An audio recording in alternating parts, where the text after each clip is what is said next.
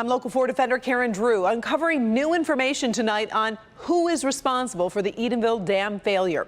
The owners of the dam have been cited by federal regulators since 2004 for safety issues. In 2018, feds revoked the hydropower generating license for the dam and then gave the regulatory authority to the Michigan Department of Environmental, Great Lakes and Energy.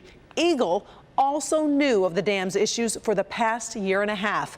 But as we have discovered, not enough was done.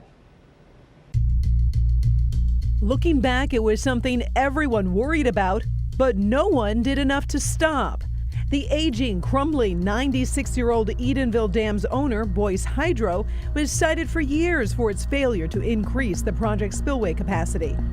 Federal regulators worried about the dam's ability to withstand a major flood. Regarding the dams, the state of Michigan is reviewing every potential legal recourse that we have. Well, the governor may need to look at her own state agency. Look what I found out. The defenders obtained this 2018 inspection document from Eagle, where it states the dam's 2 concrete spillways showed signs of moderate deterioration, but appeared to be stable and functioning normally. The defenders obtained photos from that inspection where you can see arrows point out where the spillway was breaking apart. The abutment wall was noted as spalling or breaking off in fragments. Here, investigators note erosion behind the dam's wall, as well as the pier noses of the dam. The problems and citations go on, but no major action taken.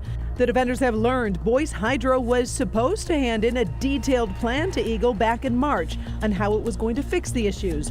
That report was never handed into the state. In the 18-month window, we had to address this. We had moved pretty aggressively on it. You know, this is a long-standing, decades-old problem with a 96-year-old structure. We did reach out to Boyce Hydro today and received a statement in part reading.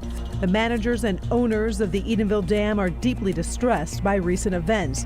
Their primary concern all along has been the safety and welfare of the many residents of the Gladwin and Midland County communities. Many who live here say they never felt their safety and welfare was a major concern. Karen Drew, Local 4 Defenders.